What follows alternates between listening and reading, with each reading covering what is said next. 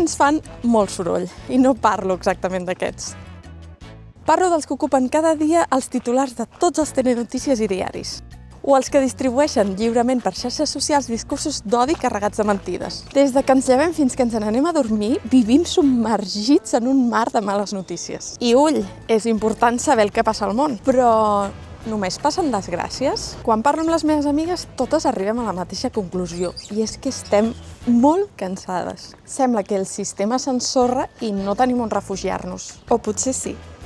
El Club de les Bones Persones neix per ser un espai de contingut lent que prioritza el benestar, la qualitat i la reflexió davant la immediatesa i la saturació. Un espai digital per compartir històries reals i senzilles. Petites bones accions que les persones fan cada dia perquè sí i que encara que semblin poca cosa, són transformadores. Vull sortir al carrer a buscar històries que ens emocionin i a parlar amb les veïnes amb un enfoc positiu. Portat com una reina. Exacte. I això que no tinc corona.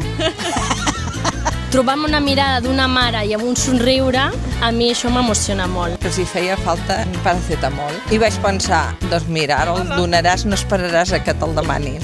Que passis pel carrer i algú et sonrigui, encara que no et conegui. Això ja et puja la moral. Que jo estava morta de por, em van fer sentir com superbé i tinc com aquest sentiment d'agraïment supergran. Hem fet algun sopar aquí, ens ajuntem els veïns, doncs aquestes petites coses són xules. Intento ser bona persona. Si jo faig alguna bé per una persona em fa sentir bé a mi. Ha anat bé? Són gestos petits que no fan soroll però que en realitat sostenen el món. I potser si les fem visibles, si les compartim i si els hi donem el valor que realment tenen, mica en mica els bons farem més soroll. Ah, sí?